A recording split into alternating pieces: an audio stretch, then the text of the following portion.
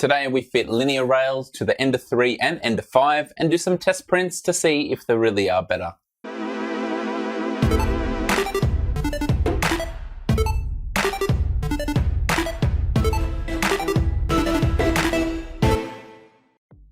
Are linear rails better?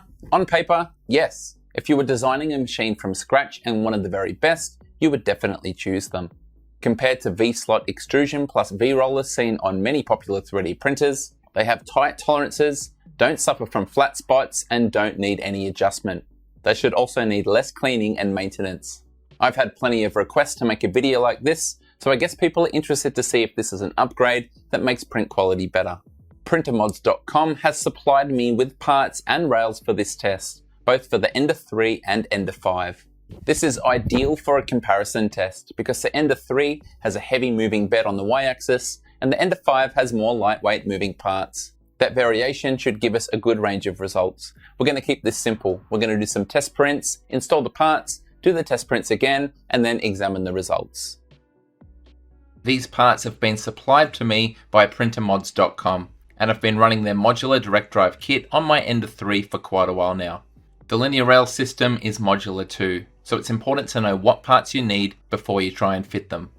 If you like, you can do the y-axis by itself, and the price varies depending on the size of the printer and the parts required. To do the x-axis on either printer, you basically only need the modular direct drive kit because it already has the mountings inbuilt. The only variation is the Ender 5, where the belt system is flipped 90 degrees and we need this small adapter to suit. One of the things that I like about this kit is that you self-source the linear rails. As long as you match the specs and the length, you can choose any brand you like, so you can spend big on genuine, or if you prefer, go for a budget option.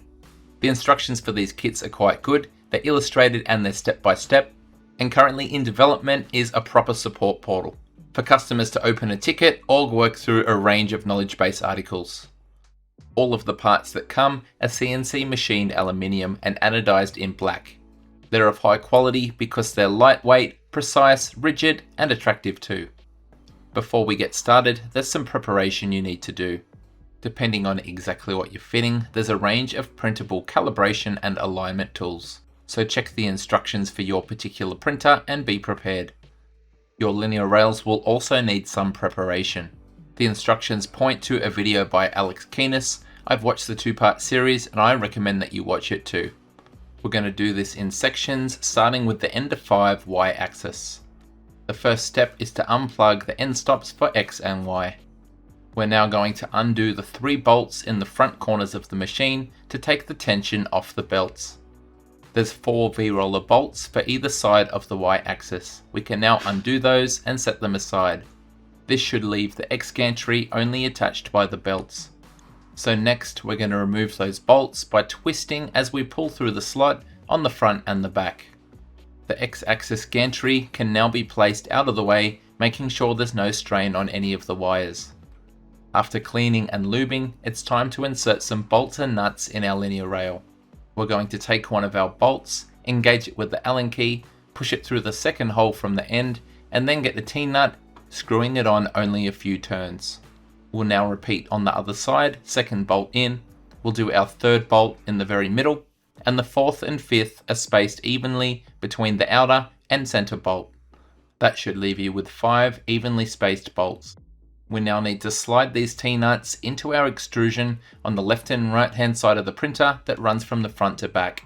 I found the easiest way to do this was to undo 1 bolt from each of the silver brackets in those corners. With these removed, there should be just enough flex in the frame to be able to lift it clear and slide in the linear rail. This can be a little bit fiddly, but just take your time, align them one by one, and eventually the rail will end up in the right place.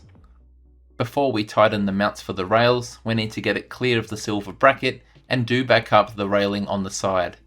With the frame secured, we're ready to introduce our 2 alignment tools and then finger tighten all of the bolts along the linear rail. It's important to only do it finger tight at this stage because we still need to check all of the alignment. We now take our machined bracket and use the M3 bolts to bolt it onto the bearing block. Again, at this stage, we're only aiming for finger tight. In the kit, there are 4 thick rubber washers. They're going to be placed carefully on top of the outer 2 holes. We now carefully retrieve the X-axis gantry and place it on top of our brackets. In the kit, you'll see that 4 of the M5 bolts have Loctite pre-applied, and that's what we're going to use to secure the gantry to the linear rail brackets. It's important to tighten these only enough that it doesn't wobble and that the rubber washer is not compressed. The Loctite will stop the bolt from vibrating free.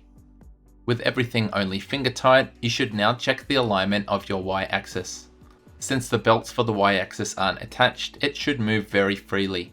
If yours is not sliding nicely or is binding in one particular spot, there's a whole page of the instructions dedicated to fixing this. Once everything is aligned and moving smoothly, it's now time to properly torque the M3 bolts. You should continually check the gantry to make sure that it moves freely. We can now reinsert the Y-axis belts on the left and right hand side of the printer and then tension them back up, optionally using the 3D printed tool available from printermods.com. Plug back in the 2 end stop switches and we are done. Next up is the Y-axis for the Ender 3. We're going to start by undoing and putting aside the 4 leveling knobs on the underside of the bed. Once these are off, you should be able to lift the bed up vertically and place it out of the way for now. Take care to collect and not lose any of the bed leveling springs. The newest version of this kit is universal, fitting an Ender 3 Pro with 40mm wide extrusion and the standard Ender 3 with 20mm wide extrusion. Our next step is going to be taking the tension off the Y-axis belt by loosening the 4 bolts that hold it in place. This should allow us to twist out the belts from the front and back of the Y carriage. We're now going to remove the V-roller bolts, 4 of them in total. You can see the wider holes are used for the Ender 3 Pro and the narrow ones used for the standard Ender 3. For either printer, all 4 need to come out. The Y carriage can now be moved out of the way for now. We'll now prep the rails with the nuts and bolts. This time we only need 3, 1 in the middle and then 1 on each end. If we remove 1 bolt per side from the tensioning system, it should slide down out of the way and give us clear passage to slide in our linear rails. We once again clip on our alignment tools and then finger tighten up the bolts the same as we did for the Ender 5. There's a small plastic printed piece to help touch the end stop, and I'd recommend getting it in place before you go any further. In the Ender 3 kit, there's more M3 bolts that are Loctited. There's 1 per corner for the rectangular holes that are pre-drilled, and then there's a small rubber O-ring that goes over the top. With all 4 of these in place, we're once again going to insert them, but not so tight that the rubber washers underneath get crushed. Just like with the Ender 5 Y-axis, it's important that we have a small degree of freedom to take up any misalignment from the Ender 3 frame not being square. The right hand side is the side that gets the 3D printed part bolted on to line up with the Y end stop. Now is a good time to test this alignment and make sure that the end stop is cleanly pressed. Our Y carriage can now come and rest on top. You'll notice that at the rear, one side has a bigger cutout than other to clear the Y stepper motor. 4 of the holes should align, and we're going to use M5 bolts to tie the Y carriage down to the linear rail adapters. Like with the Ender 5, it's extremely important that the carriage glides smoothly. If it doesn't, the instructions once again cover alignment. You can now tighten up all of the nuts and bolts, continually checking for smooth motion. Now we simply need to put everything back together, starting by inserting the Y-axis belts, tensioning the belt, and then tightening up the screws at the front of the machine. All that remains is to put the bed back in place by replacing all 4 springs and then doing up the leveling knobs underneath to compress down on them. And that marks job done. Next up, it's the X-axis for the Ender 5. We're going to start by removing the 2 bolts that hold on the left-hand side of the fan cover. After these are done, we can slide the entire assembly to the side and then undo the 2 bolts holding on the hot end. That should free up all of the electronics and you can carefully place it to the rear of the machine and out of the way. Next up, we're going to take the tension off the X belt by loosening the 2 bolts, and then we're going to come back to the center carriage and remove the X belt from either side with a twist. You probably guessed it, but our next step is to remove the 3 V-rollers. In fact, we only need to remove 2 because the V-rollers and the entire carriage will no longer be needed after we perform this mod. We're going to take the plate from the Ender 5 modular direct drive kit and our little adapter, and we're going to retain it with 2 M3 bolts on the sides. Make sure they're done up tightly before we proceed. The linear rail for the x-axis will be prepared exactly the same way as the others. This time I used 6, as evenly spaced as I could across the rail. On the left hand side near the belt tensioner, one bolt was sitting up high and blocking the path. I therefore temporarily backed it out to create enough space in the channel so I could slide the linear rail into position from the left hand side. Once again, this is fiddly, but take your time and it will eventually find the right place. We want to position the rail so it has just enough clearance for the end stop to be activated, and then use some more 3D printed alignment tools to get the rail centered, and then finger tighten up the 6 nuts and bolts holding it to the V-slot extrusion. We now take our subassembly from earlier and screw it onto the top of the bearing block. Like everything else, it's only going to be finger tight at this stage. This is our last moving component, so assuming everything is moving freely, you can go back and tighten up all of the nuts and bolts now. We can now reattach the belts to either side of the central carriage and retension them on the left side, optionally using the 3D printed part to assist us with this job. Personally, I would recommend it as it makes the job easier. All that remains is to reassemble the hot end using the small plastic spacer in between the carriage and the heater block. All of the other components bolt in exactly the way they were before. And that means another job is done. Finally, we have the installation of the x-axis for the Ender 3. I'm going to keep this one very brief because it's almost identical to the installation of the Ender 5. Remove hot end parts, take off belt tensioner, slide in the linear rail from the right hand side, use the alignment tools, and do up everything finger tight. The only difference compared to the Ender 5 is that instead of needing a metal adapter plate, we need this printed adapter plate to hold the belts in the correct position. It sits on the rear of the MDD plate for the Ender 3, using a simple captive nut and bolt to hold it in place.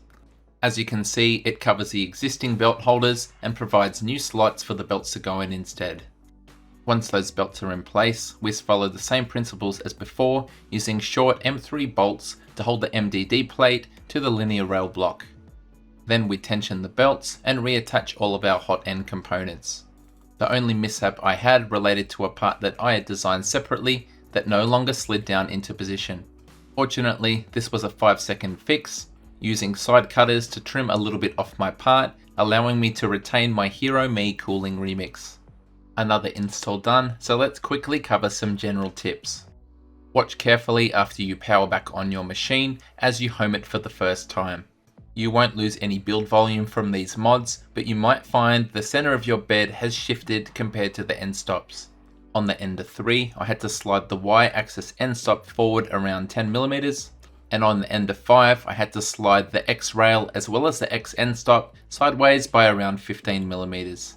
You'll most certainly have to re-level your bed, and if you're running auto bed leveling, there's a fair chance you'll have to adjust and then save a new Z offset.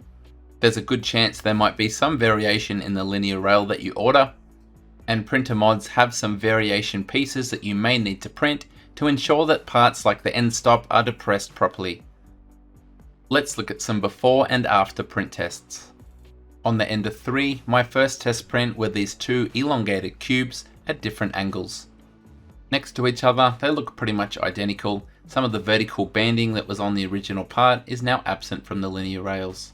And it's the same result on the angled piece. But really, the difference is pretty much imperceivable.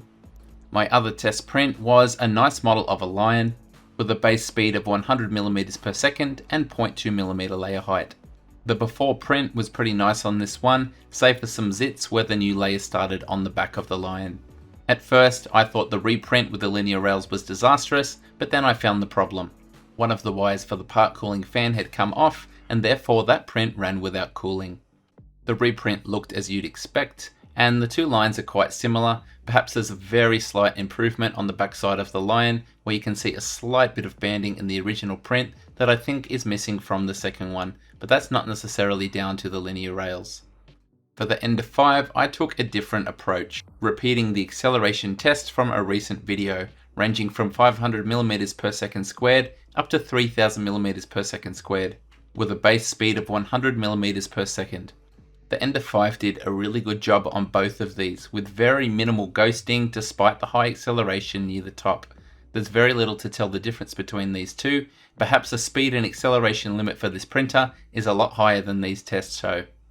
My other test was this Blink Fox, again with the base speed of 100 millimeters per second. Let's start with the obvious. I've got an intermittent extrusion blockage problem and it's pretty much ruined these prints. But if we look at the areas where it didn't affect it, they both look pretty flawless. I can't really see any difference at all between them.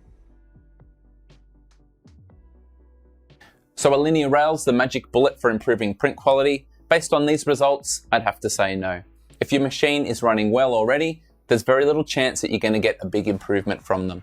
In fact, there was a video by Tom's3D where he fitted them to a Prusa Mark III and his results were actually worse. His theory being that imperfections and vibrations were transferred to the printed parts due to the extra precision. For this kit, a clever design decision to include the rubber washers does a great job of accounting for this. If your V-rollers have flat spots, maybe they need constant adjustment, or maybe you just want to modify your printer and push it to its limits, then this mod still might be for you. This product is a good way to do it because of the choice that it gives you. Firstly, you can supply your own rails, so you can spend big or small depending on the brand you want to go with. Secondly, it is modular, so you can do it in stages as funds allowed. For example, you might already have the modular direct drive kit, which means you can add linear rails to the X-axis with the only cost being the rails. And later on, you might decide to do the Y-axis. Or you could do it all at once if that's what you prefer. It's great that you have that flexibility and choice. This is only one set of test results. If you've done some before and after testing with linear rails, I'd love to read about it in the comments below. Thank you so much for watching, and until next time, happy 3D printing. G'day, it's Michael again. If you like the video, then please click like. If you want to see more content like this in future, click subscribe and make sure you click on the bell to receive every notification. If you really want to support the channel and see exclusive content, become a patron. Visit my Patreon page. See you next time.